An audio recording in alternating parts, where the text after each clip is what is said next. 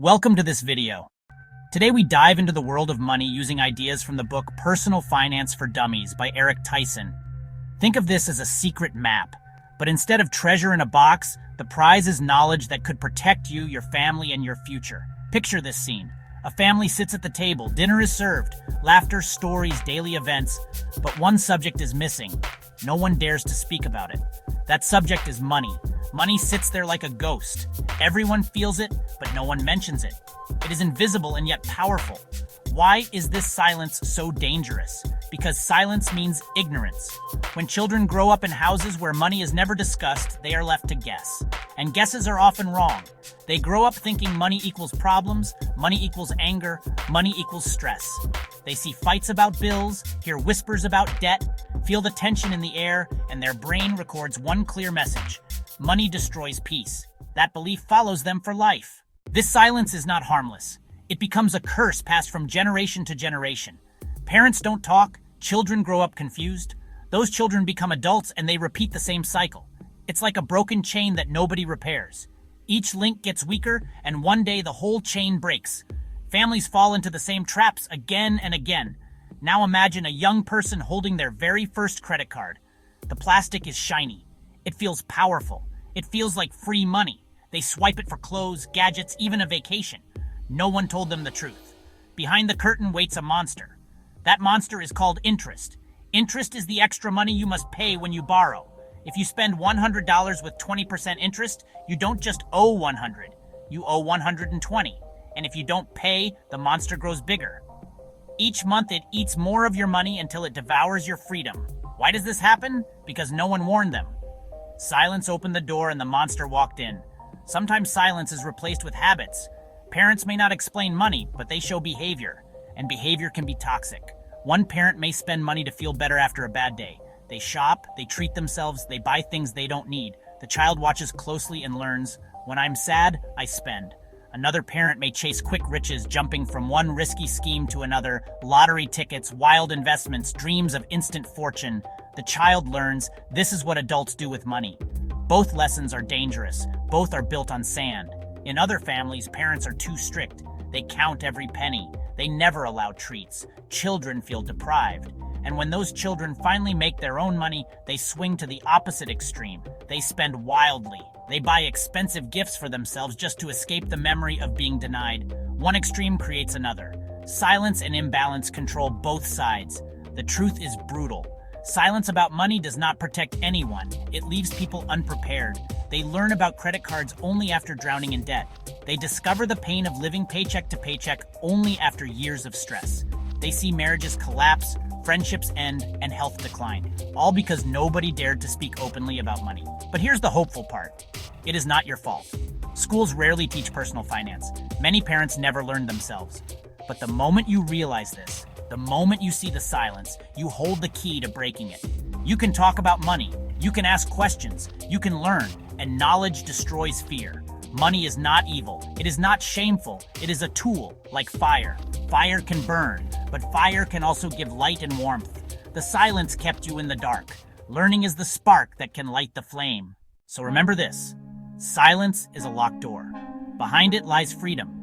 And in this journey, step by step, we are going to find the keys. We will open the door, and we will make the ghost of money stand in the light. But now, a new mystery waits. If silence is the first danger, the second is even more terrifying. Where does the money go? You work, you earn, but at the end of the month, it vanishes into thin air. In the next part of this series, we will chase the disappearing dollars, follow their trail, and reveal the shocking truth about why money slips away. Stay with me, because what comes next will open your eyes even wider. You earn your paycheck. You hold the money in your hands or see it appear in your bank account. For a moment you feel strong. For a moment you breathe easier. But then, like water leaking through cracks in the floor, it begins to vanish. Days later you look around and ask yourself, where did it all go? The answer is chilling. Money disappears not because it hates you, not because it is cursed, but because the world is designed to pull it away from you. Every day, invisible hands are reaching into your pocket. You can't see them, but you feel the emptiness they leave behind. Let's expose these hands, one by one. The first thief is called credit. Credit looks friendly. Credit smiles. Credit says, "Don't worry, I'll help you get what you want now. Pay me later." It sounds generous, but it is a trick. When you swipe that card or sign that contract, you agree to feed credit with interest. Remember that word? Interest is the extra cost, the secret bite. What looked like a small purchase grows into a monster bill. Suddenly, you're not only paying for what you bought, you're also paying for the privilege of being in debt. And interest never sleeps. The second thief is advertising. Every day you are bombarded with messages telling you that you need more, that you are incomplete without the newest gadget, the latest car, the trendiest clothes. They flash images of happy people laughing, driving expensive cars, living in houses on the beach. They whisper in your ear, "Buy this and you will finally be like them." But it's a lie. You don't buy happiness. You buy a product. And by the time you realize it, your money is gone, while the companies grow rich. The third thief hides behind convenience. Think about it. You go out hungry and grab fast food because it's easy. You pay delivery fees because you don't want to cook. You let subscriptions run month after month because canceling feels like a chore. These tiny leaks don't scream, they whisper, but the whispers never stop, and over time, they drain your account. Convenience feels good in the moment, but it quietly steals your future. Then there's the car loan, the student loan, the shiny new phone that came with a payment plan. Each one ties you down with invisible ropes. You may not feel them today, but month after month, the ropes tighten. You are working, but you're not working for yourself. You are working for the lenders. They own pieces of your future. And here's the darkest secret. The system wants it this way. Banks, credit card companies, advertisers, they are not in business to make you rich. They are in business to make you dependent. They survive on your mistakes. Every late payment, every impulse buy, every hidden fee, it all feeds them. The less you know, the more they win. But not all the blame lies outside. Some of the leaks come from inside you. There's the voice that says, "I deserve this." After a hard day, you reward yourself. After a sad day, you cheer yourself up with shopping. Spending becomes medicine. But like bad medicine, it creates a new illness. Debt, stress, regret. There's also the fear of missing out. Friends buy things. Neighbors upgrade. Social media shows a world where everyone seems richer, prettier, more successful. You feel pressure to keep up, to prove you belong. You spend money not on what you need, but on what others expect. And in the end, you are left with bills and emptiness.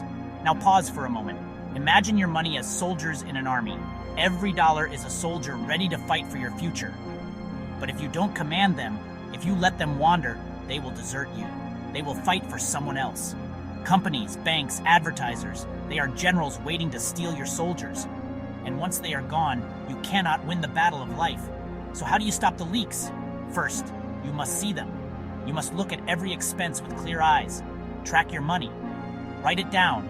Every coffee, every subscription, every late night online order. At first it feels boring, even painful, but then the truth hits you like a thunderclap. You realize just how much of your future has been slipping away little by little, day by day. The awareness is shocking, but it is also liberating. Because once you see the leaks, you can plug them. You can tell the credit monster no. You can cancel the useless subscription. You can say, "I don't need this," when the ad tries to hypnotize you. You take back control. But here comes the twist. Seeing where your money goes is not enough. Because if you don't give your money a mission, it will still wander away. Money is like energy, it must have direction. Otherwise, it disappears into the noise of daily life. That is why the next step is to set goals. Clear, powerful goals. Without goals, money has no reason to stay with you. With goals, money becomes your ally. So ask yourself, what do you want money to do for you? Protect your family? Buy freedom from debt? Build a future where you no longer work for bills but for dreams? Each goal is a magnet, and money, like iron, is pulled toward it. The silence we uncovered in the first part created ignorance. The leaks we exposed now create poverty, but together they reveal the truth. Money is not lost by accident. It is lost by design. And only those who wake up, who look into the shadows, can escape the trap. The question now is, will you keep living in the dark, or will you shine the light on every corner of your finances? In the next part of this journey, we will go deeper. We will not only see the leaks, we will build the goals that transform your money from a ghost into a weapon of power. Goals that could decide whether you live free or remain chained forever. The choice is yours. Stay with me, because what comes next will challenge everything you thought you knew about wealth. You have seen the silence. You have seen the leaks. The money comes in, and then it disappears. But now comes the most important question of all. If you could control your money, if you could trap it before it escapes, what would you do with it? This is where many people fail. They earn, they spend, they repeat, but they never stop to ask, what is my destination? Imagine stepping into a car, turning the engine on, and driving for hours without knowing where you are going. You waste gas, you waste time, and you arrive nowhere. That is exactly how most people handle their money. No direction, no target, just endless motion. But what if you had a map? What if you knew exactly where you wanted to go? That map is called a goal, and without it, money will never serve you. It will only slip away. So let's talk about goals, and let's do it with brutal honesty. When people think of wealth, they often imagine luxury, a mansion, a sports car, a closet full of designer clothes. But real wealth is different. Real wealth is freedom. Freedom to live without fear of the next bill. Freedom to walk away from a job you hate. Freedom to protect your family when disaster strikes. The first step is asking yourself, what does wealth mean to me? For some, it is owning a safe home. For others, it is being debt-free. For others still, it is having enough to retire and never worry again. There is no wrong answer, but you must be clear. If you don't define your wealth, society will define it for you. Ads will tell you that wealth means spending on luxuries. Friends will pressure you to prove your status, and you will end up chasing dreams that aren't even yours. But let's go deeper. Goals are not only dreams, they are anchors. When temptation comes, when you see the shiny car, the expensive vacation, the unnecessary gadget, a powerful goal whispers, don't waste it. This money has a mission. Without that anchor, you are lost at sea.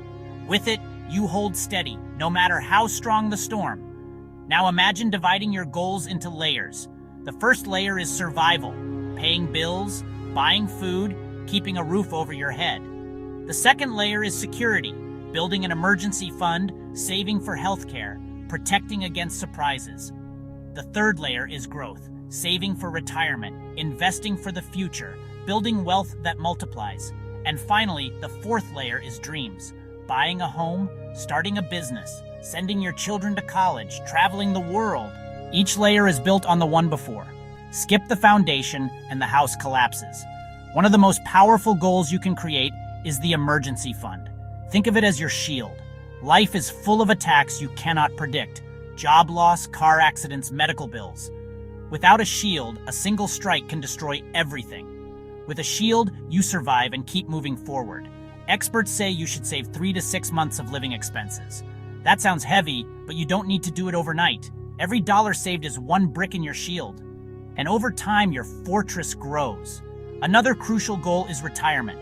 Many people avoid thinking about it because it feels far away.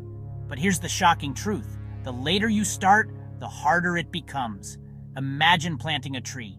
If you plant it today, it grows tall and strong over the years. If you wait until you are old, the tree will never grow enough to give you shade. Retirement savings work the same way. Start early and your money grows through the power of compounding. Interest that earns interest, year after year. Delay, and you will be chasing a shadow that always stays ahead. But what about dreams? Should you ignore them until you retire? No, life is not only survival and security. You also need joy, purpose, and ambition. But here is the trick: balance. Don't sacrifice your future for today's pleasure. Don't sacrifice today's happiness for a future that may never come. Find the middle path. Save for dreams, but never at the cost of your foundation. Now comes the hardest part: conflicting goals. What if you want to buy a house but also save for retirement? What if you want to start a business but also pay off debt? Here is where you must face yourself with courage. You cannot have everything at once. You must choose, and that choice will define your future. Think of goals as dominoes. Push the right one first, and it will knock down the others in the right order. For example, paying off high-interest debt is often the first domino. Once you do, money that once fed the interest monster is now free to serve your other goals. Then you can build your emergency fund, then invest, then pursue dreams. The order matters, and remember this: goals are not just numbers, they are emotional. When you imagine retiring in peace, when you picture owning a home, when you see your children walking into college, you feel the power of your goal. That emotion is fuel. That fuel keeps you moving when discipline fades. But let me leave you with a warning. Without goals, your money will always serve someone else.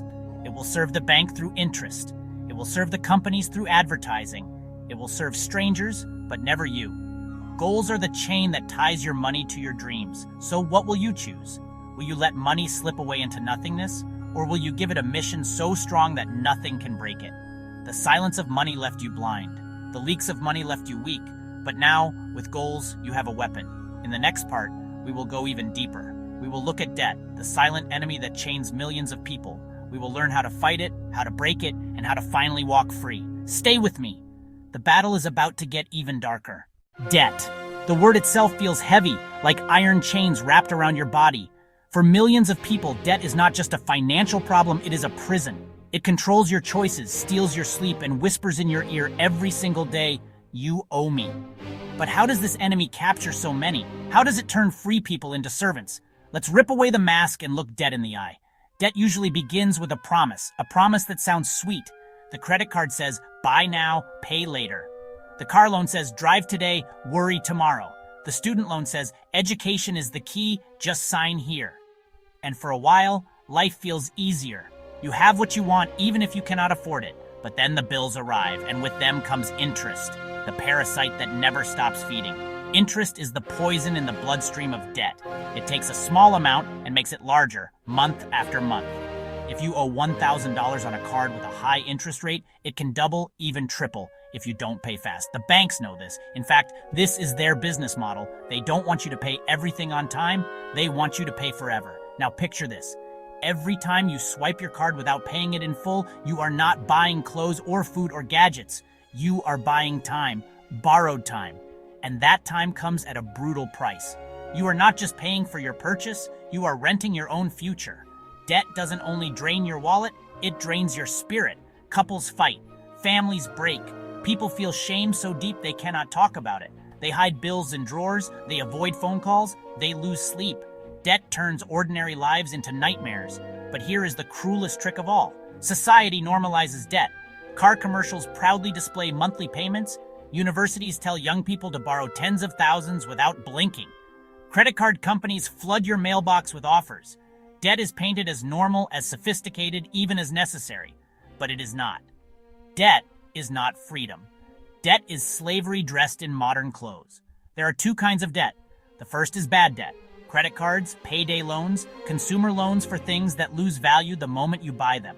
Bad debt is a hole that grows deeper the more you dig. The second is good debt, or at least debt that can create opportunity. A mortgage for a home, a student loan that truly leads to higher income, a small business loan with a real chance of success. But even so, every debt comes with risk, and too much of even good debt can turn toxic. So how do you fight this enemy? First, face it. Do not hide. Take every bill, every loan, every card, and write it down. Add the numbers. It will hurt. It may terrify you. But this is the first step to freedom. You cannot fight what you refuse to see. Second, attack the most dangerous debts first. The ones with the highest interest. They are the vampires sucking you dry. Pay them down aggressively, even if it means living simply for a while. Every dollar used to kill high-interest debt is a dollar that stops the bleeding. Third, destroy the weapons that debt uses against you. Credit cards tempt you with easy spending. Cut them, freeze them, lock them away. If you cannot use them responsibly, they are not tools. They are traps. Replace them with debit cards or cash where you spend only what you truly have. Fourth, protect yourself from falling back into the hole. Avoid the illusion of lifestyle inflation. That means when you get a raise, don't immediately spend more. Use that extra money to crush your debt. Every raise, every bonus, every tax refund, aim it like a missile at the chains holding you down. And here is the secret weapon: discipline. Debt feeds on delay, on excuses, on waiting. It wants you to say, I'll pay next month. Discipline says, I pay today. Discipline says, I refuse to be a prisoner. But let's be honest, for some, the debt is too deep. The numbers are overwhelming. In those cases, bankruptcy may appear as the only option. Bankruptcy is not a game. It scars your record for years, but for some, it is the last escape, the only way to cut the ropes and breathe again. If you ever face that path, seek advice, understand the cost, and never return to the old habits that created the trap. Remember this, debt is not just numbers on paper. It is a story about power. Who has it and who does not? When you live under debt, others control you. They own your tomorrow. But when you break free, when you finally see a zero balance, you taste a freedom so sweet it cannot be described. It can only be lived. So ask yourself tonight, are you the master of your money, or is your money the master of you? Are you steering the ship, or are you chained in the cargo hold, paying and paying with no end in sight? The enemy called debt is real, but it is not invincible. Many have broken free, and so can you. The battle will be long. It will test your strength. But when the chains finally fall, you will walk lighter, breathe deeper, and live truly free. And now, with the enemy exposed, we take the next step. Because even after breaking the chains, another challenge awaits. Protecting what you own. Insurance, fraud, disasters, new threats circle like wolves in the night. In the next part of this journey, we will learn how to defend your fortress, how to guard your treasure, and how to make sure you never fall again. Stay close. The fight is only beginning. You have fought the enemy called debt. You have seen its chains and you know how to break them. But freedom once won must be defended. Because the world is full of storms, accidents, and disasters waiting to strike when you least expect it. Imagine building a castle. You work for years, stone by stone, until it finally stands strong and proud. And then one night, a fire burns it to the ground. All your work gone in smoke. That is what can happen to your money if you do not protect it. One accident, one illness, one disaster, and the savings you struggled to build vanish. This is where protection enters the story. The shield of your financial fortress is called insurance. Insurance sounds boring, even complicated. Most people ignore it until it is too late. But here's the truth. Insurance is not boring. Insurance is survival. It is the invisible wall that stands between you and financial ruin. Without it, one tragedy can erase everything. With it, you endure, you rebuild, you keep going. Let's face the dangers. The first danger is life itself. Death is the most certain event in the world, but few prepare for it. If you have people who depend on your income, what happens to them if you are gone tomorrow? Life insurance is not about you. It is about the people you love. It is the promise that even if fate takes you, your family will not be left helpless. The second danger is disability. Imagine waking up tomorrow and realizing you cannot work. An accident, an illness, a sudden blow, and your income disappears. How long could you survive? Weeks? Months? Disability insurance replaces your paycheck when your body cannot. It is not luxury. It is protection against the cruel reality that none of us are untouchable. The third danger is medical costs. One hospital stay, one surgery, one serious illness can cost more than a house. Without health insurance, the bills can crush you. People have gone bankrupt, lost homes, and seen families collapse under the weight of medical debt. Health insurance is not about comfort. It is about survival. And then comes property. Your home, your car, your belongings, all vulnerable to fire, theft, floods, or accidents. One earthquake, one storm, one break-in can erase years of savings. Homeowners insurance, renters insurance, auto insurance, these are your shields against nature, against crime, against chaos. But there's another danger: lawsuits. Imagine someone slips in your yard, crashes into your car, or blames you for damages. Suddenly you are dragged into court. The bills rise, the lawyers attack, and they want a piece of your future. Liability insurance is the guard at your gate. Without it, one lawsuit can take not just what you have, but what you will earn for years to come. Still, the story does not end with natural disasters or accidents. In the shadows lurk thieves of a new kind, identity thieves. These criminals do not break into your house. They break into your name, your accounts, your credit. They open loans in your identity, spend money in your name, and leave you with the wreckage. The modern battlefield requires vigilance. Check your accounts. Freeze your credit if necessary. Protect your computer, your phone, your data. Because in today's world, the thief may never set foot near you, but they can still destroy your life. But here is the warning. The insurance world is also filled with traps. Companies want to sell you too much, charge you too high, or hide small print that leaves you exposed. The rule is simple. Insure the big risks, not the small ones. Don't waste money insuring what you could easily replace. Focus on what could destroy you. Life, health, home, and income. That is where you need coverage. That is where you must not gamble. So ask yourself, if fire burned your house, would you survive? If a car accident left you unable to work, would your family be safe? If you were gone tomorrow, would your loved ones endure? If your answer is no, then your fortress is unprotected. This is not about fear. It is about power. Power to stand tall when storms come. Power to protect those you love. Power to sleep at night knowing that whatever disaster tomorrow brings, you will not be broken. And here's the beauty of protection. When you know you are covered, your mind is free. Free to focus on building wealth, free to dream, free to live without constant fear of disaster. Insurance does not stop tragedy, but it makes sure tragedy does not destroy your financial life. So remember, freedom is not just breaking chains. Freedom is also guarding the treasure you fought so hard to earn. Without protection, you are vulnerable. With protection, you are untouchable. And now, as we move forward, another battlefield awaits. Even with your shield, even with your walls, you cannot fight alone forever. The financial world is complex. Advisors, experts, and technology promise help, but not all of them are on your side. In the next part of this journey, we will uncover the truth about financial advisors. Who can you trust? Who will betray you? Who deserves a place in your fight for wealth, and who will sell you out for profit? Stay with me because the story is about to reveal the allies and enemies hiding in plain sight. You have fought debt.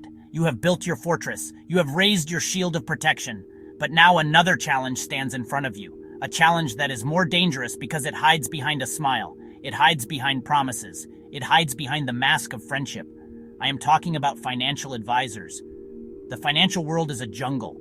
Thousands of products, thousands of options, thousands of traps, mutual funds, retirement accounts, mortgages, investments, insurance. It is too much for one person to master alone, and so people look for guides. Advisors step forward and say, "Trust me. I will lead you through the jungle. I will protect you. I will grow your money." But here is the question. Are they your ally or your enemy? Because in this jungle, not everyone who claims to help you truly wants to see you succeed. Some want something else. Some want your money in their pocket. Let's strip away the illusions. There are advisors who earn fees only when you pay them directly. They sit on your side of the table. They succeed when you succeed. But there are others, far too many, who live on commissions. Every time you buy a product, they earn. Every time you invest in a fund they recommend, they earn. Every time you sign a paper, they earn. And whether you win or lose, they still get paid. Think about that. Would you trust a doctor who gets paid more if he prescribes the most expensive medicine, even if you don't need it? Would you trust a mechanic who earns a bonus for replacing parts that are not broken? That is the hidden danger of commission-driven advisors. They may smile, they may act friendly, but behind their smile, they may be thinking only of their paycheck. And then there are the gurus, the ones on television, the ones on radio, the ones selling flashy seminars promising that you can be rich overnight if you follow their magic formula. They stand on stages. They write bestsellers. They fill stadiums with their words. But listen carefully. Many of them make more money selling the dream of wealth than they do actually creating wealth. Their true business is you, the desperate audience searching for hope. So how do you know who to trust? The first rule, follow the money. Ask every advisor how they are paid. If they dodge the question, walk away. If they make it complicated, walk away. True allies are transparent. True allies are clear. The second rule, check their background.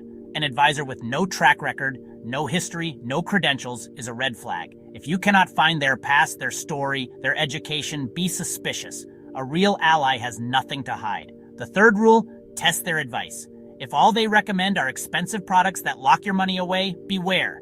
If they pressure you with urgency, buy now, sign today, don't wait, beware. True allies teach, explain, and give you time. Enemies pressure, confuse, and trap. But here's the bitter truth. Even with rules, even with caution, you may still face betrayal. That is why the ultimate defense is knowledge. The more you learn, the less power an advisor has over you. If you understand the basics, if you can ask the right questions, then you cannot be manipulated easily. Remember this, the most valuable advisor you will ever have is yourself. You are the one who cares the most about your future. You are the one who suffers if things go wrong. Others can guide you, yes, but never hand over full control. Always remain captain of your ship. Now imagine this. You are sitting across from an advisor. They wear a fine suit. They hand you glossy brochures. They promise safety, growth, prosperity. But in your mind, you ask the question, are you my ally or my enemy? That single question can save you from years of regret. And not all allies wear suits. Sometimes your greatest allies are books, reliable websites, or even trusted friends who share knowledge without hidden agendas. Technology, too, can be an ally. Today, apps and online platforms allow you to track spending, manage investments, and even compare products without middlemen. Use them. They are tools of independence in a world that wants you dependent.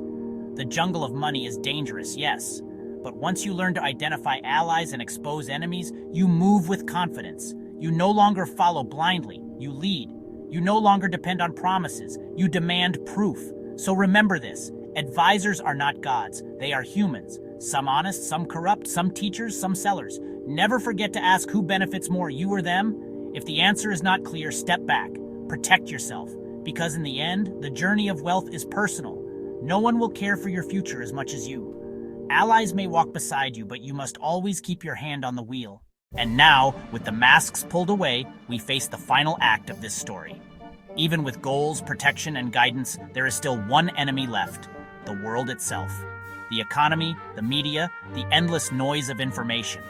Everywhere, someone is trying to shape how you think, how you spend, how you live. In the next part, we will enter this battlefield. We will expose the